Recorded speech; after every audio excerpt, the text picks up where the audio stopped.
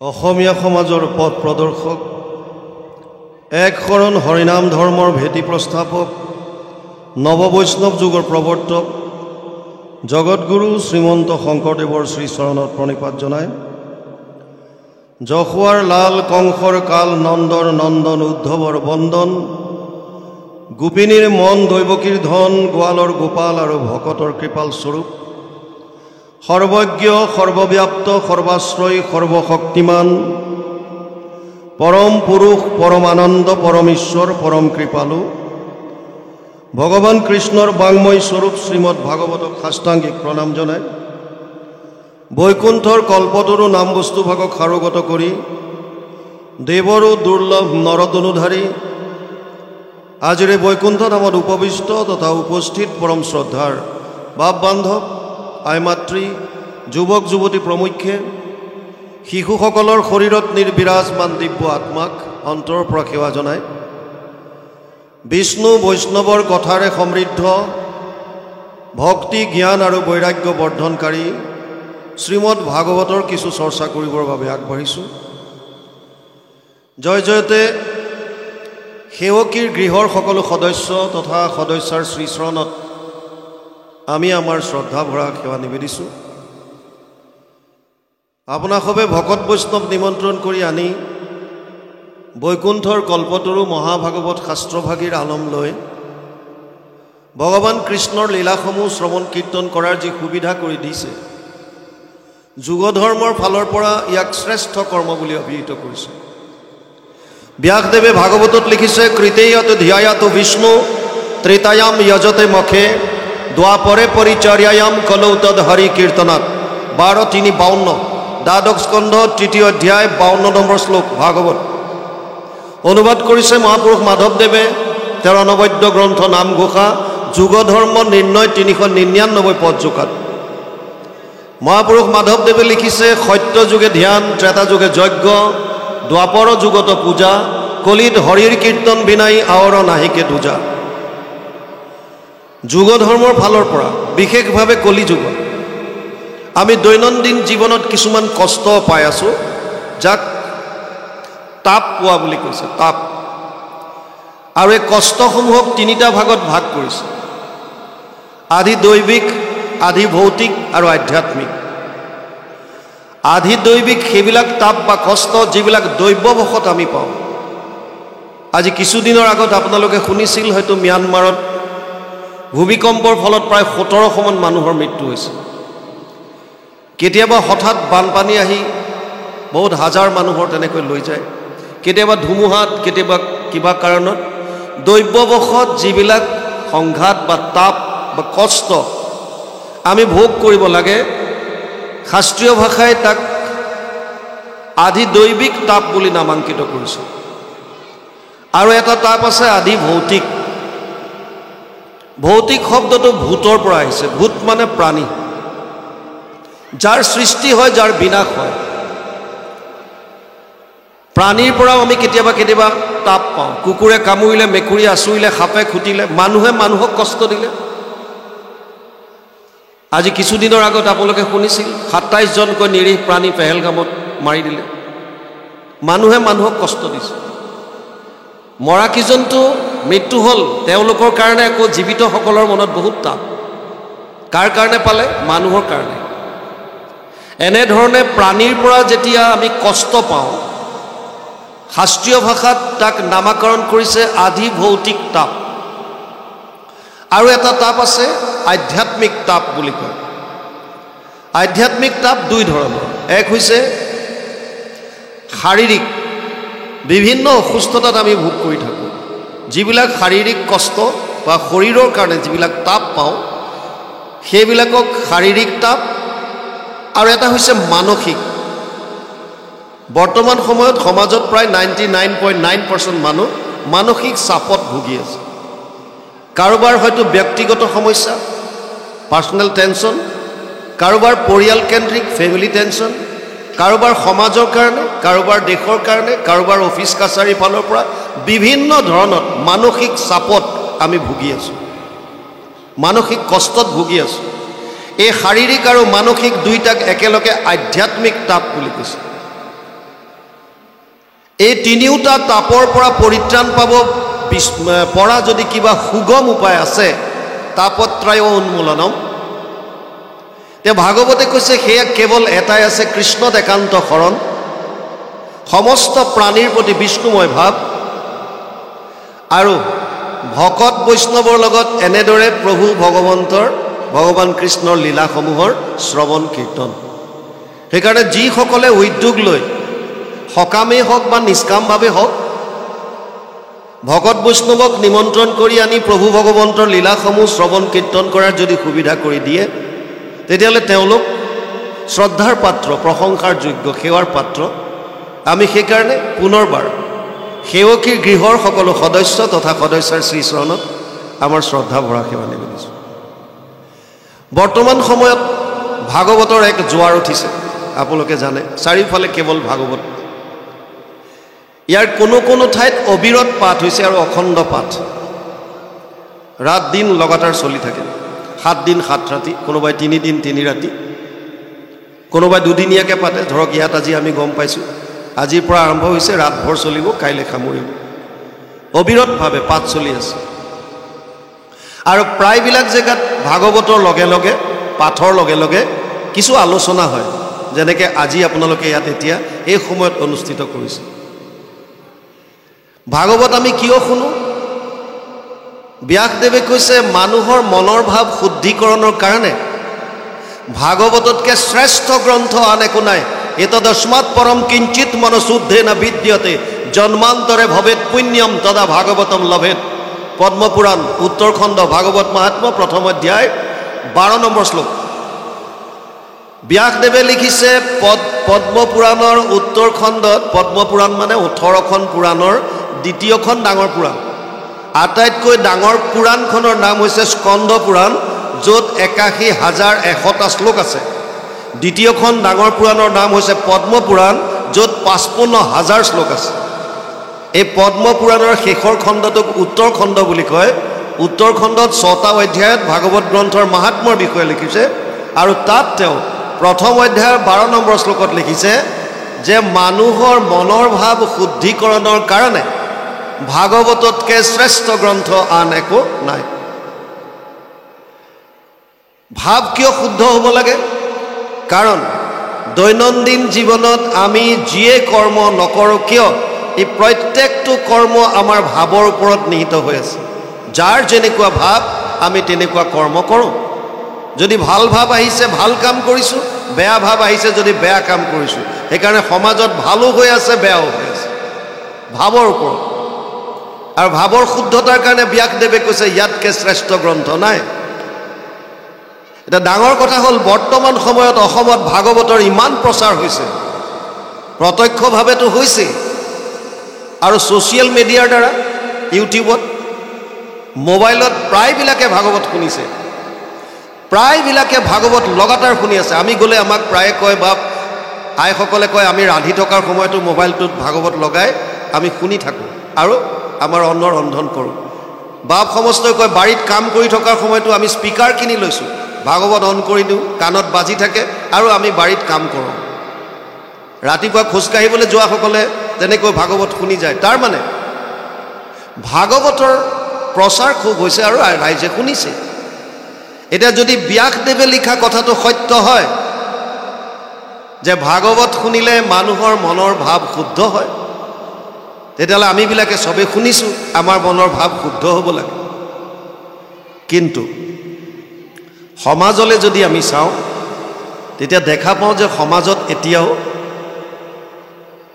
হিংসা ধৰ্ষণ লুণ্ঠন চোৰ ডকাইতি কাম ক্ৰোধ লোভ মোহ এইবিলাকো সমান্তৰালভাৱে চলি আছে তাৰ মানে ভাগৱতো শুনি আছোঁ আৰু অপকৰ্মতো লিপ্ত হৈ আছোঁ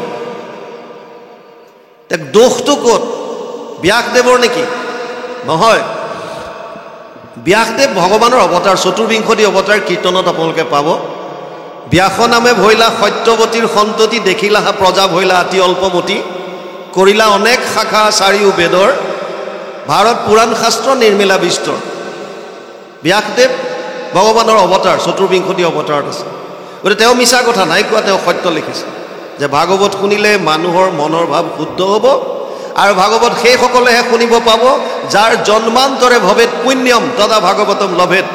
বহু জন্মৰ পুণ্য যাৰ সঞ্চিত হৈছে তেওঁহে ভাগৱত শ্ৰৱণ কৰিব পাৰিব। এটা ডাঙৰ কথাটো হৈছে আমাৰ এইখনত যে ভাগৱত আমি শুনি থকাৰ পাছতো আমাৰ মনৰ ভাৱবিলাক শুদ্ধ কিয় হোৱা নাই। ইয়াৰ কাৰণ 4টামান হ'ব, বেছিও হ'ব পাৰে। 1 নম্বৰ কাৰণ, আমি হয়তো যেনেকৈ ভাগৱত শুনিব লাগে তেনেকৈ হয়তো শ্ৰৱণ কৰিব পৰা নাই। 1 নম্বৰ কাৰণ।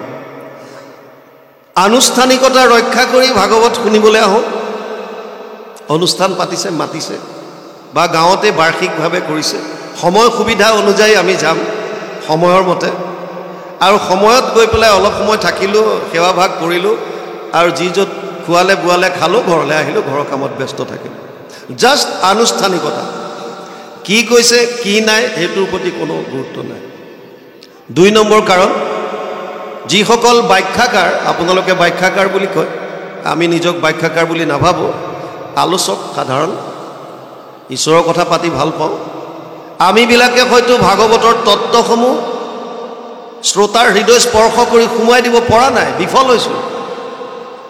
যাৰ কাৰণে শ্ৰোতাৰ মনৰ ভাৱবিলাক শুদ্ধ কৰাত আমি বিফল হৈছোঁ, আমি স্বীকাৰ কৰোঁ।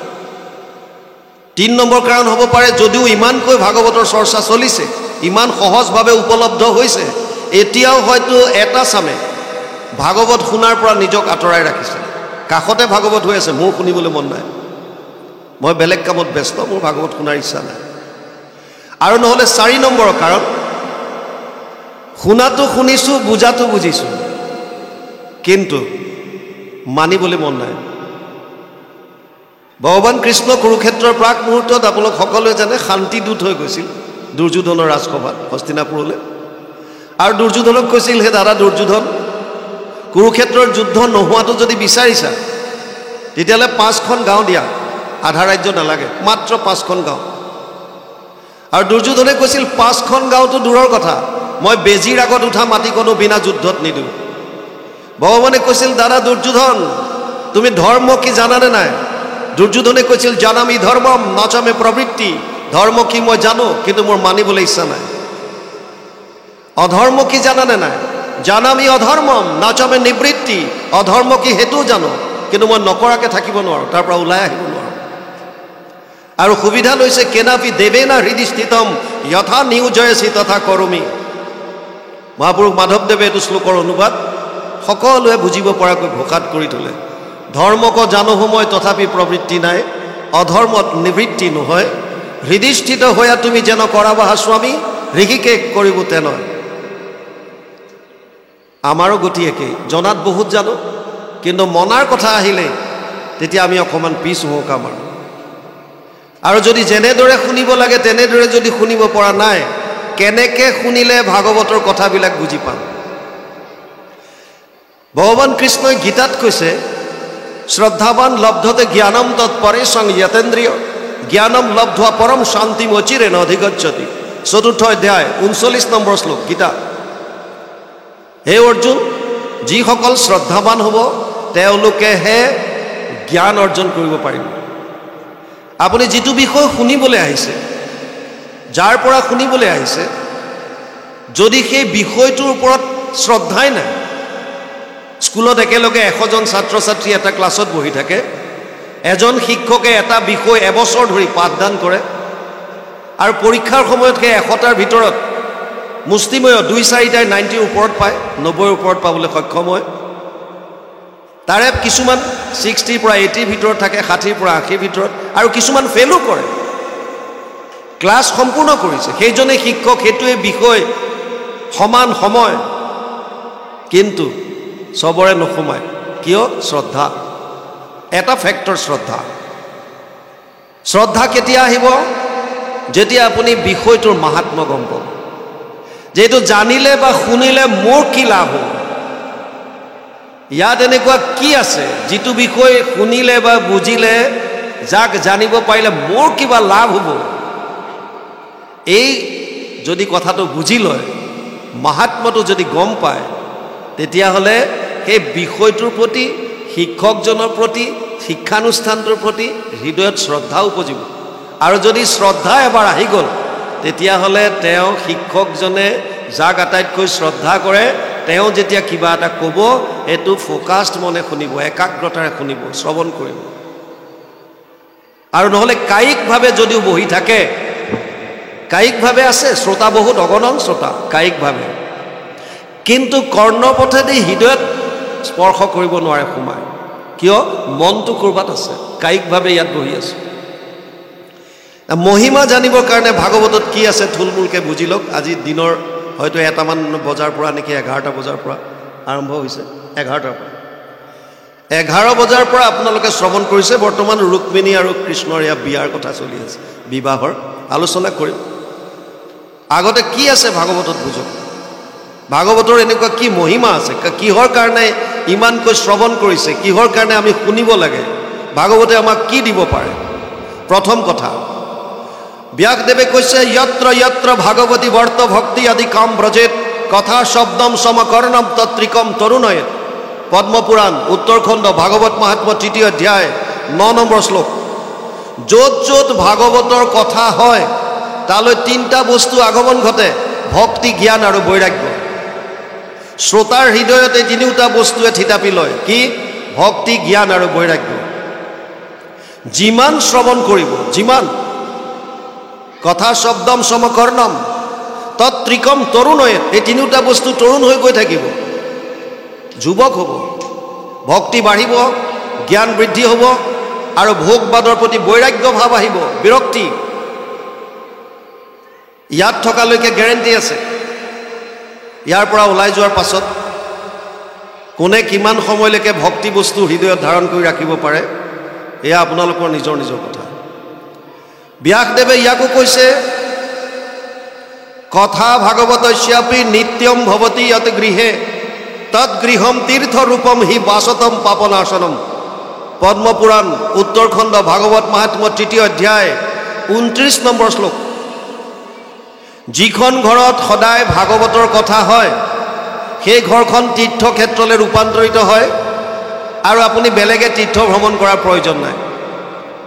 আপোনাৰ নিজৰ ঘৰখন আপুনি তীৰ্থক্ষেত্ৰ কৰিব পাৰে। কেনেকৈ?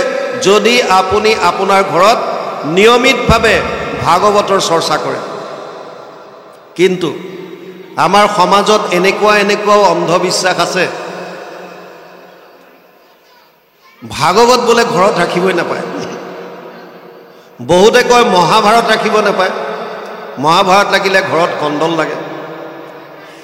কিছুমানে কয় গীতা সৰু সৰু ল'ৰা ছোৱালীক পঢ়িবলৈ দিবই নাপায়, অন্ধ হৈ যাব, সন্ন্যাস হৈ ঘৰ দুৱাৰ এৰি গুচি যাব।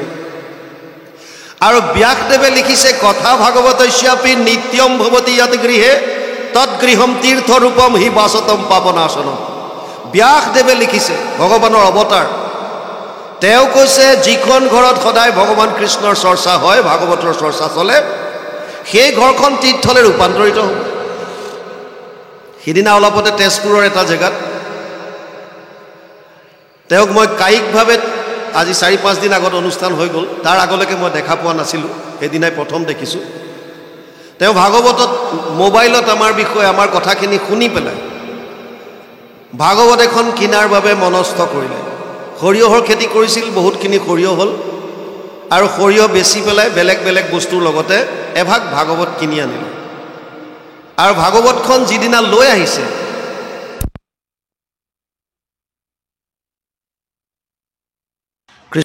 যিদিনা ভাগৱতখন কিনি আনিছে বাপেকে ঘৰত সোমাবলৈ নিদিয়ে। আৰু ল'ৰাটোৱে আমালৈ ফোন কৰিছে যে বাপ আপুনি কৈছিল ভাগৱত ঘৰত পঢ়িব লাগে, মই ভাগৱত এভাগ কিনি আনিলোঁ কিন্তু দেউতাই এতিয়া ঘৰত সোমাবলৈ নিদিয়ে, এতিয়া কি কৰিব? মই বোলো ফোনটো দেউতাকে দিয়া। আৰু বিভিন্ন কথা কোৱাৰ পাছত মই ক'লোঁ তেওঁক যে আপুনি এটা কথা জানক, ব্যাসদেৱে কৈছে ভাগৱত ভগৱান কৃষ্ণৰ বাংময় মূৰ্তি। তেনেয়ম বাংময় মূৰ্তি প্ৰত্যক্ষ বৰ্ততে হৰি সেৱাত শ্ৰৱণাত পথত দৰ্শনাত পাপনাশিনী। পদ্মপুৰাণ উত্তৰখণ্ড ভাগৱত মহাত্ম্য 3য় অধ্যায় 62 নম্বৰ শ্লোক। ভাগৱত ভগৱান কৃষ্ণৰ বাংময় মূৰ্তি, বাণী ৰূপে আছে, ইয়াত শব্দ ৰূপে আছে। এই ভাগৱতক যদি কোনোবাই সেৱা কৰিছে সেৱাৰ দ্বাৰা, শ্ৰৱণ যদি কৰিছে শ্ৰৱণৰ দ্বাৰা, পাঠ যদি কৰিছে পাঠ বা কীৰ্তনৰ দ্বাৰা, আৰু নহ'লে শ্ৰদ্ধা সহকাৰে যদি কোনোবাই দৰ্শন মাত্ৰ পাইছে, তেতিয়াও তেওঁৰ সমস্ত পাপ নাশ হ'ব বুলি ব্যাসদেৱে লিখি থৈ গৈছে ভাগৱত মহাত্ম্যত। আমি তেওঁক ক'লোঁ যে গুৰুজনা মহাপুৰুষ শ্ৰীমন্ত শংকৰদেৱ শেষবাৰ যেতিয়া তেওঁ ইয়াৰ পৰা কোচবিহাৰলৈ যাবলৈ মনস্থ কৰিলে, মহাপুৰুষ মাধৱদেৱক যেতিয়া উত্তৰাধিকাৰী পাতিলে, মাধৱ পুৰুষে এটা প্ৰশ্ন কৰিছিল, হে গুৰুজনা, আমি আপোনাৰ ইংগিত গম পাইছোঁ যে আপুনি পুনৰ আৰু অসমলৈ নাহে, আপুনি বৈকুণ্ঠলৈ গতি কৰিব। কিন্তু মোৰ এটা মনত সন্দেহ আছে, কি আপোনাৰ জীৱন্ত অৱস্থাত আপুনি এক শৰণ হৰিনাম ধৰ্ম গোটেই অসমত প্ৰচাৰ প্ৰসাৰ কৰাত বিভিন্ন বাধাৰ সন্মুখীন হ'বলগীয়া হৈছিল, যাৰ কাৰণে যদি কিছুদিন আপোনালোকৰ কাষতে যদি বৰদোৱাত আছিল, কিছুদিন ইয়াৰ পৰা গৈ ৰৌতাত, কিছুদিন আমাৰ কাষত গাংমৌ থানত, কিছুদিন তাৰ পৰা গৈ মাজুলীত, মানে এজেগাত থাকি তেওঁ ধৰ্ম প্ৰচাৰ কৰাৰ সুবিধা পোৱা নাই, স্থান সলাই থাকিবলগীয়া হৈছে। যিয়ে কাৰণ নহওক, মাধৱ পুৰুষে ক'লে আপুনি থকা অৱস্থাতে আপুনি শান্তিৰে এজেগাত বহি এক শৰণ হৰিনাম ধৰ্ম প্ৰচাৰ প্ৰসাৰ কৰাত অসুবিধা পাইছে, আৰু আপোনাৰ অবিহনে আমি কি কৰিম? আপোনাৰ তুলনাততো মোৰ একোৱেই নাই, মই কেনেকৈ প্ৰচাৰ প্ৰসাৰ কৰিম? এতিয়া গুৰুজনাই কৈছিল যে বৰাৰ ওপৰত তোমাক কোনে ক'লে মই নাথাকোঁ বুলি? কৈছে মইতো গম পাইছোঁ আপোনাৰ ইংগিত। গুৰুজনাই কৈছিল চিন্তা নকৰিবা, মই থাকিম। কেনেকৈ, ক'ত?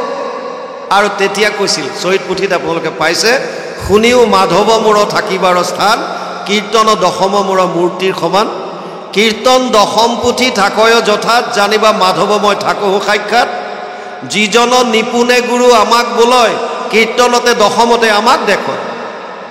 মই থাকিম ক'ত? কীৰ্তন দশমৰ পাতত। আৰু মাধৱ পুৰুষক ক'লে তুমিও থাকিব লাগিব। কেনেকৈ? ঘোষা নামে শাস্ত্ৰখনি তুমিও কৰিবা, ঘোষা ৰত্নাৱলীৰ মাজে তুমিও থাকিবা। তাৰ মানে ভগৱান কৃষ্ণৰ বাংময় মূৰ্তি হৈছে ভাগৱত, মহাপুৰুষ শ্ৰীমন্ত শংকৰদেৱৰ বাংময় মূৰ্তি হৈছে কীৰ্তন দশম, আৰু মহাপুৰুষ মাধৱদেৱৰ বাংময় মূৰ্তি হৈছে ঘোষা ৰত্নাৱলী। এতিয়া যদি অকল বাংময় মূৰ্তি বুলি ভাবিয়ে আমি যদি এই গ্ৰন্থসমূহ কেৱল যদি এজেগাত স্থাপনা কৰি ধূপ ধুনাই দি থাকোঁ, তেতিয়া সেইটো কাৰণে কৈ গ'ল নেকি যে মই তাত থাকিম? নাই কোৱা। যদি ভগৱান কৃষ্ণক জানিব বিচাৰিছে, আজি আপোনালোকে পাব কিমান সংঘাত। যিজনৰ জন্ম হৈছে জেলত, ৰাতাৰাত তেওঁক এজেগাৰ পৰা আন এটা ঠাইলৈ নিবলগীয়া হৈছে, মথুৰাৰ পৰা গকুল। 3 দিন হোৱাই নাই, পুতনা আহি গ'ল স্তনত কালকুট বিষ লগাই। তাৰ পাছত বোলে চক্ৰৱাত অসুৰে পালে, অঘাসুৰ বকাসুৰ দুনিয়া ভৰৰ অসুৰ, ইটোৰ পিছত সিটো কৈ তেওঁৰ জীৱনলৈ সংঘাত আহি আছে। তথাপিও ভগৱান কৃষ্ণৰ মুখৰ কোনোদিন হাঁহি ম্লান পৰা নাই। জীৱনত যেনেকুৱাই সংঘাত নহওক, এতিয়া কৃষ্ণক জানিবৰ কাৰণে, তেওঁৰ উপদেশখিনি ল'বৰ কাৰণে আমি ভাগৱত অধ্যয়ন কৰিব লাগিব। ইয়াত বিষ্ণু আৰু বৈষ্ণৱৰ কথাৰে ভৰি আছে। যদি গুৰুজনাক জানিব বিচাৰে, এতিয়া গুৰুজনাক বহুতে সমালোচনা কৰি থাকে। সমালোচনা কৰাৰ আগত কীৰ্তনখন পঢ়িব লাগিব, কিমান উদাৰ তেওঁৰ ধৰ্ম। তেওঁ কৈছে সমস্ত ভূতত ব্যাপী আছো মই হৰি, সবাকো মানিবা তুমি বিষ্ণু বুদ্ধি কৰি। সমস্ত প্ৰাণীত ভগৱান বিৰাজমান হৈ আছে, সকলোকে বিষ্ণুময় জ্ঞান কৰিবলৈ দিছে। যিজনে কৈ গ'ল অভিন্দেন চক্ষুষা, ব্ৰাহ্মণৰ চাণ্ডালৰ নিবিচাৰি কুল, দাতাত চোৰত যেন দৃষ্টি একতুল, নিশত সাধুত যাৰ ভৈল এক জ্ঞান, তাহা কাষে পণ্ডিত বুলি সৰ্বজান। কিমান উদাৰ। আমি চাকৰি সংক্ৰান্তত ভাৰতৰ বিভিন্ন ঠাইত ভ্ৰমণ কৰাৰ উপৰিও ওচৰৰ 2-1খন দেশতো গৈছোঁ আৰু বিভিন্নজনৰ লগত কথা পাতিছোঁ। গুৰুজনাৰ যি এক শৰণ হৰিনাম ধৰ্মৰ যি উদাৰতা, আপুনি এনেকুৱা ক'তো নাপায়। য'ত বাক্য কৰ্ণ মনমুখ আছে মানে যাৰ, হৰি ভকতিত সমস্তৰে অধিকাৰ বুলি লিখি থৈ গৈছে। ইয়াত কোনো ধৰণৰ জাতি ব্যৱস্থাৰ কথা কোৱা নাই। মহাপুৰুষ মাধৱদেৱে লিখি থৈ গৈছে, নহো জানা আমি চাৰি জাতি চাৰিও আশ্ৰমী নোহোৱাতি। তে আমি কোন? দাসৰ দাস টান দাস ভৈলো আমি। যদি আমাৰ মাজত এতিয়াও যদি আমি উচ্চ নিচ মানি থাকোঁ, তেতিয়াহ'লে আমি কি অধ্যয়ন কৰিছোঁ, কি চাইছোঁ? কেৱল শাস্ত্ৰ জানি পেলাই থৈ দি লাভ কি হ'ব তাৰ পৰা?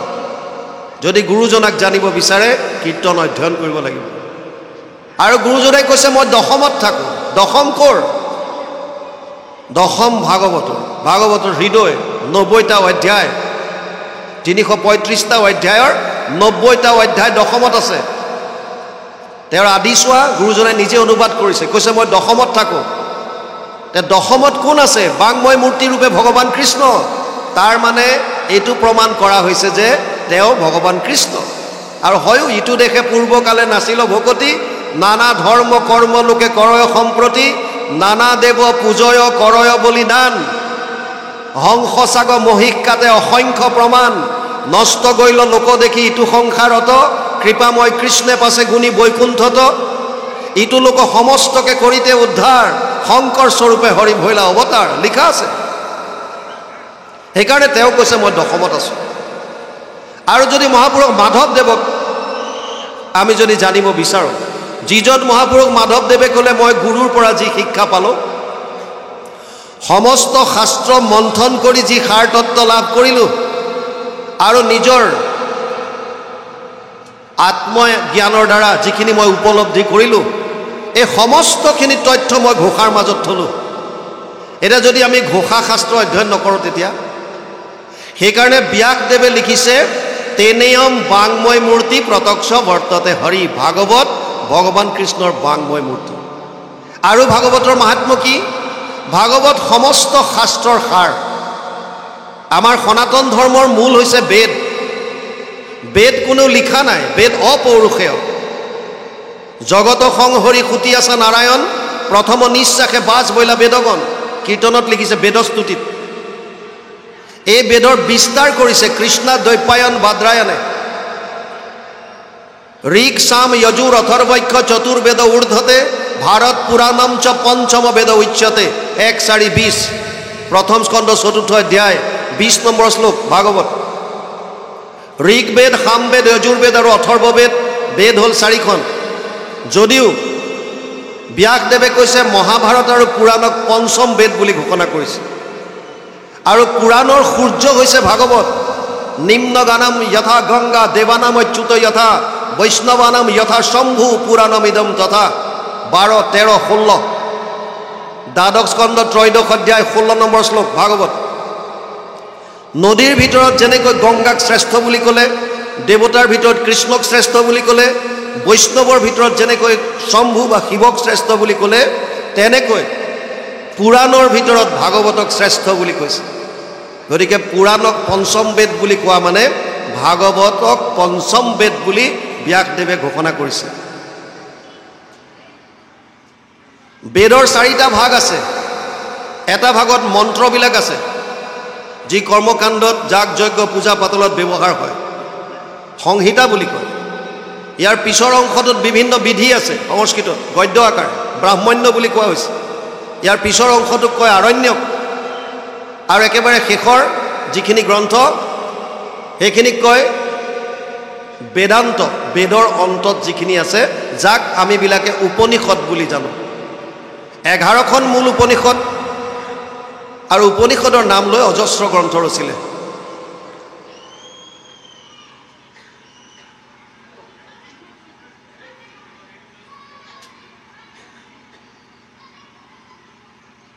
বেদৰ সাৰমৰ্ম যদি জানিব বিচাৰে তেতিয়াহ'লে বেদান্ত অধ্যয়ন কৰিব লাগিব।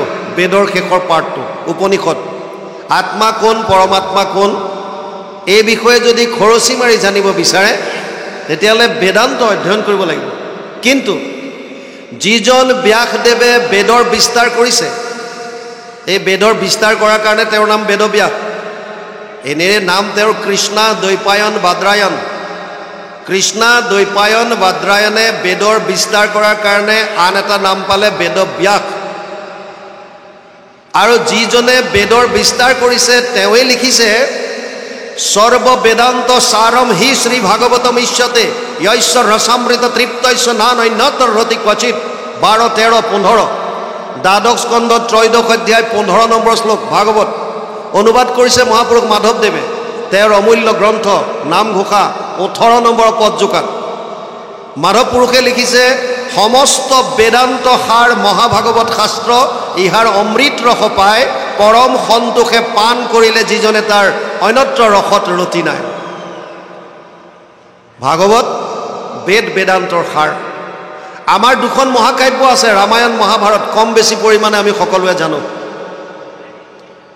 মহাভাৰতৰ ভিতৰত এটা পৰ্ব আছে ভীষ্ম পৰ্ব ভীষ্ম পৰ্বৰ 25 অধ্যায়ৰ পৰা 42 অধ্যায়লৈ এই 18টা অধ্যায় 700 শ্লোক সুকীয়াকৈ উলিয়াই নিছে আৰু নাম দিছে শ্ৰীমদ ভগৱত গীতা আমি যাক গীতা বুলি কওঁ গীতাখন মহাভাৰতৰ ভিতৰৰ ভীষ্ম পৰ্বৰ 25 অধ্যায়ৰ পৰা 42 অধ্যায়লৈ 18টা অধ্যায় 700 শ্লোক যদি ভাগৱত অধ্যয়ন কৰে ইয়াত আপোনালোকে মহাভাৰতৰ কথাও পাব ইয়াত আপোনালোকে ৰামায়ণৰ কথাও পাব নৱম স্কন্ধ ৰাজবংশাৱলী ইয়াত আপোনালোকে গীতাৰ কথা পাব ইয়াত আপোনালোকে বেদান্ত বা উপনিষদৰ কথা পাব তাৰ মানে এখন এনেকুৱা গ্ৰন্থ যি সমস্ত বেদান্ত ভাৰত ৰামায়ণ গীতা সমস্তৰ সাৰ আনি পেলাই ইয়াত থৈছে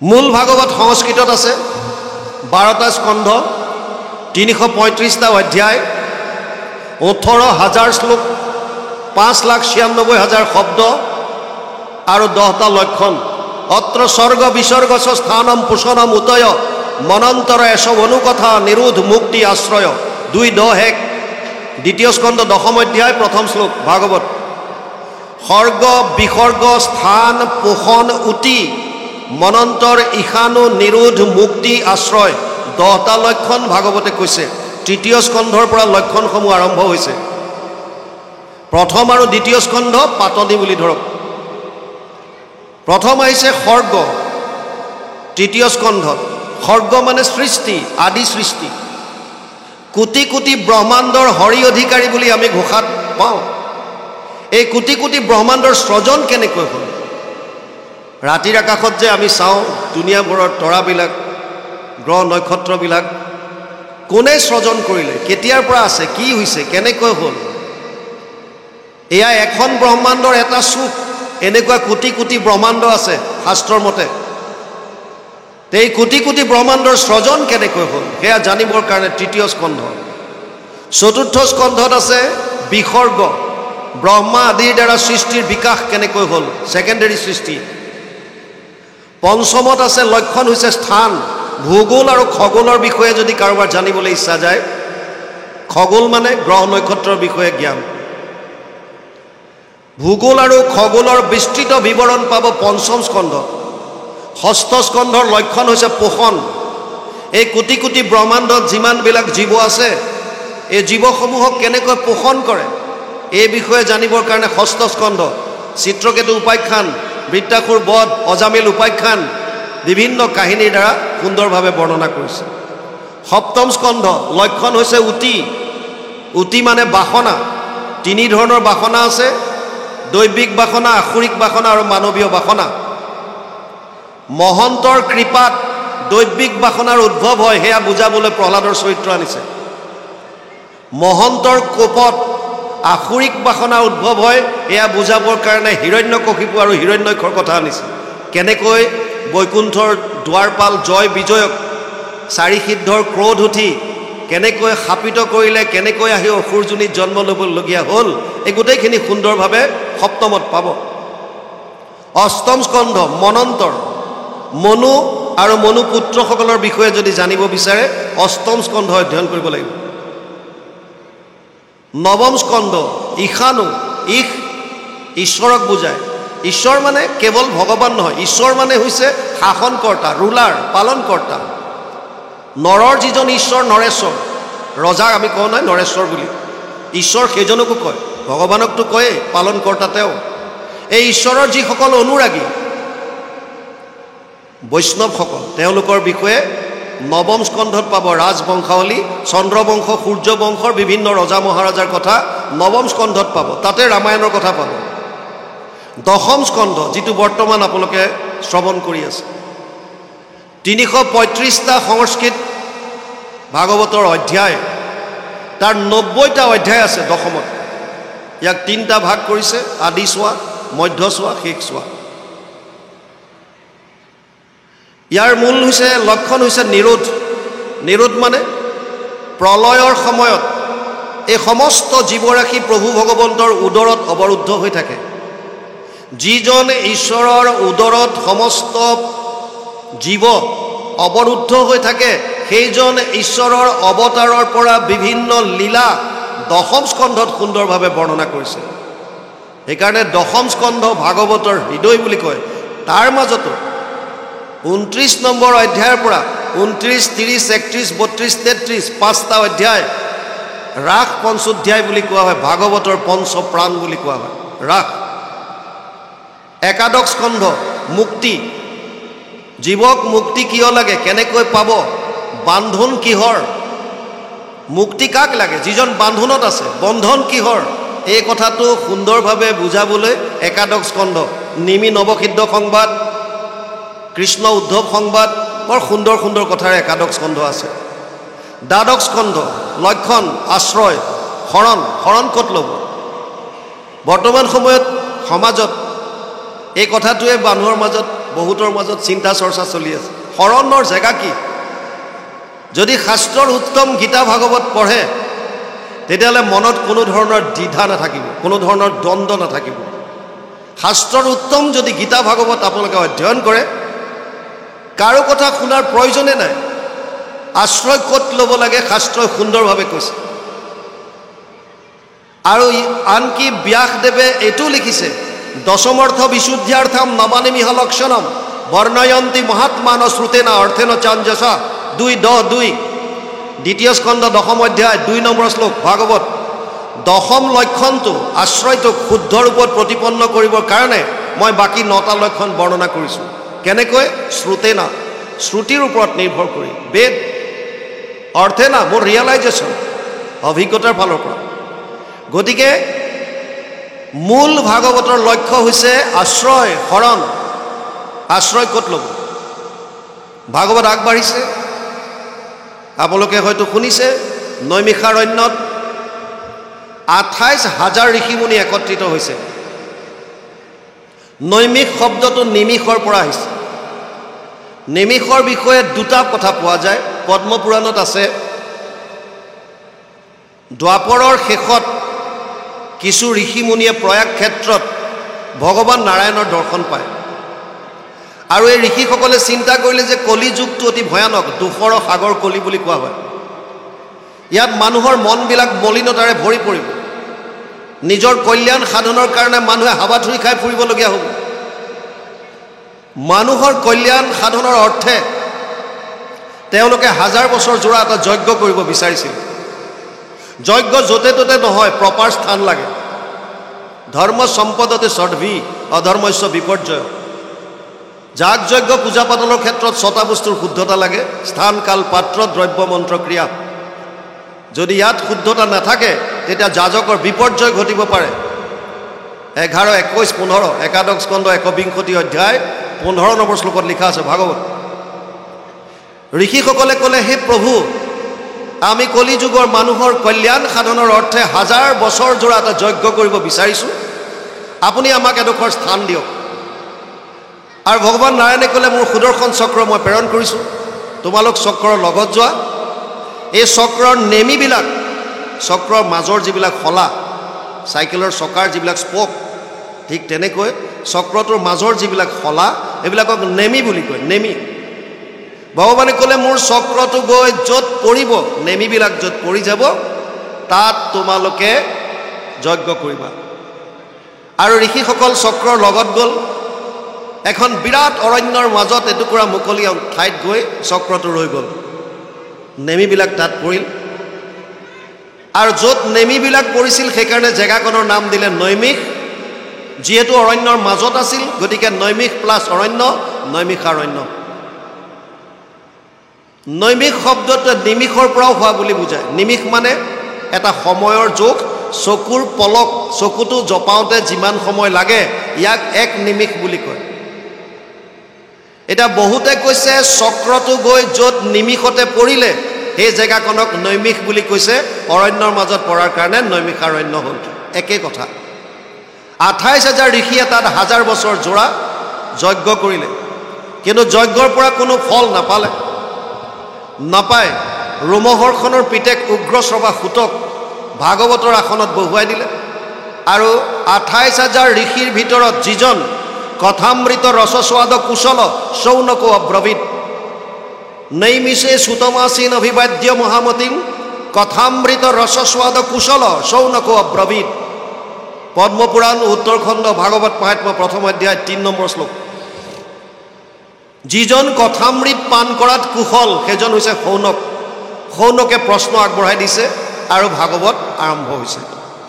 শৌনকৰ কথা, শৌনক বদতি শুনা সুত মহামানী পৰম পাতকী কলি পাইলে হেন জানি আৰম্ভিলো যজ্ঞ আশী সহস্ৰ বছৰ হোমধূমে ধূম্ৰবৰ্ণ ভৈলা কলেবৰ যিটো কৰ্ম কৰোৱাত নাহিকে বিশ্বাস আপোনাৰ আয়ুস কৰিলো ব্যৰ্থে নাশ।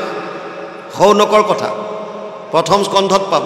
শৌনকে কৈছে, হে সুতমুনি, পৰম পাতকী কলিযুগ আহিছে বুলি গম পাই আমি 1000 বছৰ জোৰা এটা যজ্ঞ কৰিলোঁ, আৰু যজ্ঞ কৰোঁতে কৰোঁতে ধোঁৱা লাগি লাগি শৰীৰ ধোঁৱা বৰণীয়া হৈ গ'ল, কিন্তু তাৰ পৰা একো ফল নহ'ল, আৰু এইটো কৰ্মত আমাৰ এতিয়া বিশ্বাস নাই। আমি ভাবিছোঁ আমি ইমান দিন ব্যৰ্থে আমাৰ আয়ুস নষ্ট কৰিলোঁ।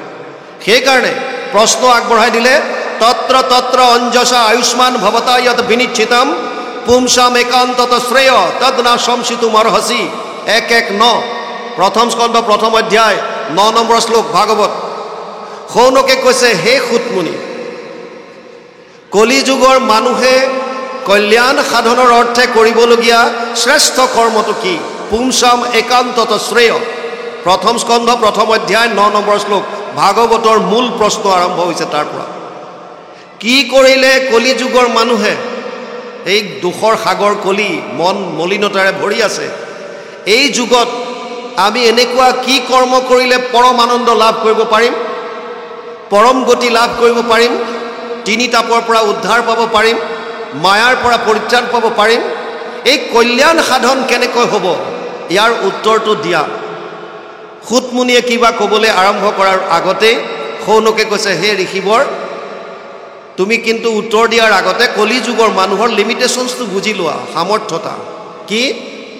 প্ৰায়ে না অল্পায়ুষ সভ্য কলৌ অস্মিন যুগে জনা মন্দ সুমন্দ মতয়ু মন্দ্য ভাগ্য হি উপদ্ৰতা 1:1-10 1ম স্কন্ধ 1ম অধ্যায় 10 নম্বৰ শ্লোক ভাগৱত। শৌনকে কৈছে, হে সুতমুনি, কলিযুগৰ মানুহৰ আয়ুস কম, প্ৰায়ে না অল্পায়ুষ সভ্য। যদি সুতে ক'লেহেঁতেন যে যোনে কল্যাণ পাব বিচাৰে তেওঁলোকে 1000 বছৰ তপস্যা কৰক, তে কলিযুগৰ মানুহে 1000 বছৰ তপস্যা কৰিব পাৰিবনে নাই? শাস্ত্ৰতটো আমি পাওঁ অমুকে 1000 বছৰ কৰিছিল, তমুকে কৰিছিল, কিন্তু কলিযুগৰ মানুহে পাৰিবনে নাই? নোৱাৰে। প্ৰহ্লাদে কৈছে, পুৰুষৰ আয়ু শত বৰিষ সাক্ষাৎ তাহাৰ অৰ্ধেক যায় বিফলে নিদ্ৰাত 20 বৰিষ যায় বালক ক্ৰীড়াত আৰু 20 যায় বৃদ্ধ জৰা অৱস্থাত জীৱা অৱশেষ আয়ু থাকয় যুৱাত সিও কামে ক্ৰোধে লোভে যায় অজ্ঞানত। কলিযুগৰ মানুহৰ আয়ুস 100 বছৰ বুলি কৈছে, তাৰ আধাটো শুই থাকোঁতে যায়। 20 বছৰ খেলা ধূলা বুলি পাৰ কৰাই দিলে, 20 বছৰ বৃদ্ধ অৱস্থাত গ'ল, কাণেৰে নুশুনে, চকুৱে নমনে, হাতত লাখুটি, এনেকৈ কৰি 20 বছৰ পাৰ কৰিলে। যিকণ আয়ুস যুৱ অৱস্থাত থাকে সেইখনতো বছ কাম ক্ৰোধ লোভ মোহ অজ্ঞানতাত পাৰ কৰাই দিয়ে। সেইকাৰণে যিকণ সময়, একেবাৰে কম সময়। শৌনকে কৈছে, সুতক, প্ৰায়ে না অল্পায়ুষ সভ্য, কলিযুগৰ মানুহৰ আয়ুস একেবাৰে কম। আৰু দ্বিতীয় কথা, বুদ্ধিহীন, ভাগ্যহীন, বুদ্ধিহীন কলিযুগৰ মানুহ। 8টা বস্তু কলিযুগত হ্ৰাস পাব। ততচ্চ অনুদিনম ধৰ্মম সত্যম শৌচম ক্ষমা দয়া কলেন বলেন ৰাজন নংসতি আয়ু বলম স্মৃতি। 8টা বস্তু 12:2-1 দ্বাদশ স্কন্ধ 2য় অধ্যায় 1ম শ্লোক ভাগৱত। ধৰ্ম, সত্য, শৌচ, ক্ষমা, দয়া, আয়ুষ, বল, স্মৃতি 8টা বস্তু কলিযুগৰ মানুহৰ হ্ৰাস পাব, কমি যাব। সেইকাৰণে সৌলোকে কৈছে যিটো উপায় দিবা এনেকুৱা উপায় দিয়া যিটো কম সময়ৰ ভিতৰত কম বুদ্ধিৰে মানুহে অৱলম্বন কৰিব পাৰে। এই 28,000 ঋষি আকৌ লাপিলোপা নহয়, প্ৰথমৰখিনি ভালকৈ বুজি লওক, তেতিয়া পিছত ভাল পাব।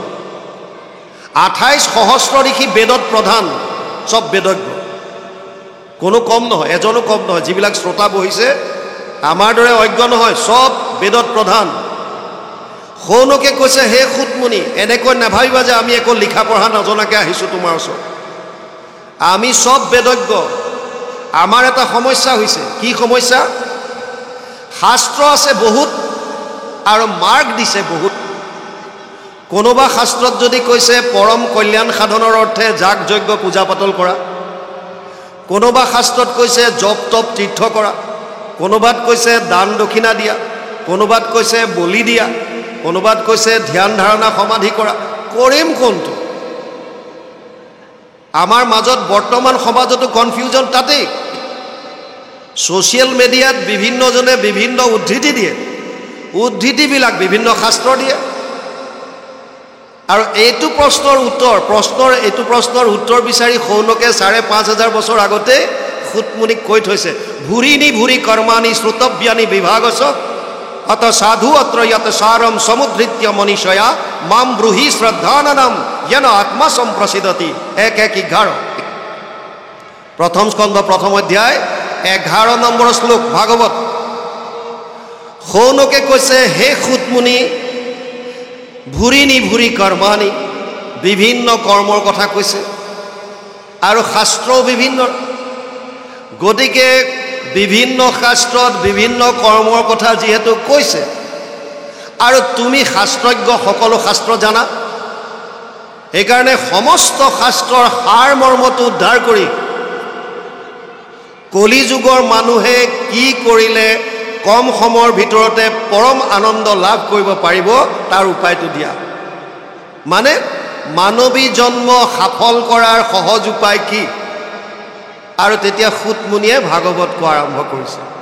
প্ৰথমে ক্লিয়াৰ কৰিলে, সবেই পুংসাম পৰধৰ্ম যত ভক্তিৰ অধোক্ষজে অহেতুকি অপ্ৰতিহত যেন আত্মা সম্প্ৰসিদতি। 1:2-6 প্ৰথম স্কন্ধ 2য় অধ্যায় 6 নম্বৰ শ্লোক ভাগৱত।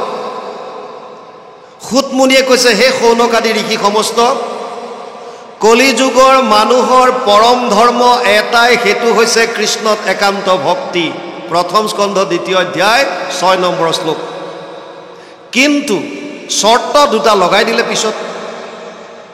কৃষ্ণত একান্ত ভক্তি হয়, কিন্তু চৰ্ত দুটা দিলে। কি? অহেতুকি অপ্ৰতিহত।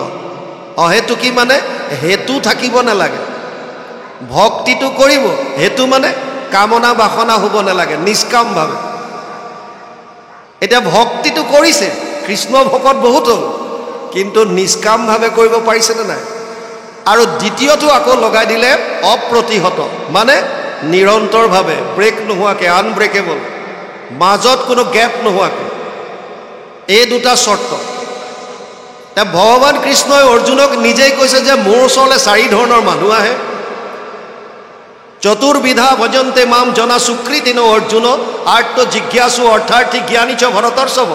7ম অধ্যায় 16 নম্বৰ শ্লোক গীতা। হে অৰ্জুন, মোৰ ওচৰলৈ 4 ধৰণৰ মানুহ আহে। তাৰে এবিধ হৈছে আৰ্ত, বিপদত পৰি ৰাম নাম লয়। গজেন্দ্ৰ উপাখ্যান আপোনালোকে পাইছে ন? গজেন্দ্ৰ উপাখ্যান। গজেন্দ্ৰৰ শৰীৰত যেতিয়া বল আছিল, শক্তি যেতিয়া আছিল, তেতিয়া তেওঁৰ কাষে বাৰে 100টামান হস্তি থাকে, পুত্ৰ পৰিবাৰ মিতিৰ কুটুম।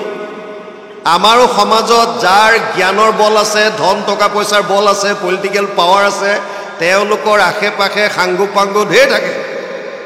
যেতিয়াই পাৱাৰবিলাক নাইকিয়া হ'ব, কাকো একো দিব নোৱাৰা হ'ব, লাহে লাহে এটা এটাকৈ চব আঁতৰিব। গজেন্দ্ৰৰ গতি একেই। গজেন্দ্ৰ যেতিয়া আছিলে, শৰীৰত বল, গোটেই চাৰিওপাশে একদম ভৰ্তি হৈ থাকে, লগত এজাক হাতী, যোন পালে যায়, বন ভাঙি চিঙি চুৰমাৰ কৰি যায়। আপোনালোকে গজেন্দ্ৰ উপাখ্যানত পাব। বন্যপ্ৰাণীয়ে দূৰতে নমস্কাৰ কৰে, আহি গ'ল। আৰু সেইজন হস্তি যেতিয়া হ্ৰদত সোমাই গ্ৰাহে যেতিয়া ভৰিত ধৰি টানে, যেতিয়া 1000 বছৰ হৈ গ'ল কষ্ট ওলাব পৰা নাই, লগৰবিলাকে ভাবিলে এইটোৰ লগত থাকি লাভ কি, এইটো একো কৰিব নোৱাৰে, নিজৰ প্ৰাণটোৱে বচাব নোৱাৰে, এতিয়া ইয়াৰ শেষ। গতিকে আমি লাহে লাহে চব আঁতৰি দিলে, মিতিৰ কুটুম পুত্ৰ পৰিবাৰ চব এৰি দিলে, অকলশৰীয়া হৈ গ'ল। যেতিয়া বিপদত পৰিল, কোনো উপায় নাই, শেষ মুহূৰ্তত আশ্ৰয়ৰ স্থান দেখুৱালে, যি পালে সুৰেৰে পদুম ফুল এপাহি লৈ আৰু ভগৱানৰ ওচৰত সেই পাহিকে অৰ্পণ কৰি শৰণ ল'লে, ত্ৰাহি হৰি বুলি শৰণ ল'লে। আৰু ভগৱানে কৈছে পত্ৰম পুষ্পম ফলম তয়ম য়ো মে ভক্তিয়া প্ৰয়চ্ছতি তদহম ভক্তি উপহৃতম অস্নামি প্ৰয়তাত্মৰ। 9ম অধ্যায় 26 নম্বৰ শ্লোক গীতা। মোক শ্ৰদ্ধা সহকাৰে যোনে পত্ৰ পুষ্প ফল জল যিয়ে নিদিয়ক কিয়, শ্ৰদ্ধা সহকাৰে যদি অৰ্পণ কৰি দিয়ে মই তাতে সন্তুষ্ট। আৰু গজেন্দ্ৰক আহি পেলাই উদ্ধাৰ কৰি দিলে। গজেন্দ্ৰইতো উদ্ধাৰ পালেই, গ্ৰাহে উদ্ধাৰ পালে। এইটো বহুতে প্ৰশ্ন কৰে, গজেন্দ্ৰইতো ঈশ্বৰৰ শৰণ ল'লে, গ্ৰাহে মুক্তি কেনেকৈ পালে? গ্ৰাহে গজেন্দ্ৰৰ দাসৰ চৰণত ধৰিলে, ভগৱানৰ দাসৰ চৰণত। তাৰমানে ভগৱানৰ ভকত হ'ল গজেন্দ্ৰ, গজেন্দ্ৰৰ ভৰিত ধৰিলে কোনে? গ্ৰাহে, দাসৰো দাস। আৰু সেইকাৰণে তেওঁ মুক্তি পাই গুচি গ'ল। আৰ্ত বিপদত পৰি ৰাম নাম লোৱা ভকত এবিধ আহে। ভগৱানে কৈছে দ্বিতীয়বিধ হৈছে জিজ্ঞাসু, যাৰ জানিবলৈ ইচ্ছা মই কোন। আপোনাক আপুনি কোন বুলি ক'লে, মোক কোনোবাই আপুনি কোন বুলি ক'লে আমি আমাৰ নামটো কওঁ, ৰন্তু শইকীয়া। কিন্তু মোৰ নিজৰ মনত আছে এই ৰন্তু শইকীয়া নামটো মই জন্মত লৈ অহা নাই। কিয়? কাৰণ যেতিয়া প্ৰাথমিক বিদ্যালয়ত মোক নাম ভৰ্তি কৰাবৰ কাৰণে ডাঙৰজনী বাইদেৱে লৈ গৈছিল, ছাৰে সুধিছিল ইয়াৰ নাম কি লিখোঁ, আৰু বাইদেৱে কৈছিল ৰন্তু শইকীয়া বুলি দিয়ক। তাৰমানে তাৰ আগতে কোন আছিলোঁ? তাৰ আগত মই ৰন্তু নাই। যেতিয়া সন্তান জন্ম হয় প্ৰথম প্ৰশ্ন আহে ল'ৰা নে ছোৱালী। যদি ল'ৰা হ'ল তেতিয়াহ'লে ল'ৰাৰ নাম দিয়ে, ছোৱালী হ'লে ছোৱালীৰ নাম দিয়ে। তাৰমানে যিটো আহিছে সি নামটো ধাৰণ কৰি অহা নাই। তেতিয়াহ'লে মই কোন, ক'ৰ পৰা আহিলোঁ, কি কৰা উচিত, ক'লে যাম, তাৰ কাৰণে জানিবৰ কাৰণে এজনেই আছে সৰ্বজ্ঞ, সেইজন হৈছে ভগৱান কৃষ্ণ। বাকী হয়তো অজ্ঞ নহ'লে অল্পজ্ঞ। মায়াৰ পৰা কোনো সাৰিব পৰা নাই, আৰু মায়া হৈছে অজ্ঞানতাৰ প্ৰতীক। ব্ৰহ্মা আদি কৰি জীৱ যত ৰাম ৰাম ৰাম ৰাম ৰাম, মায়া সজ্জা মাজে আশ্ৰয় ঘুমতি যায়, কোনো হাত সাৰিব পৰা নাই।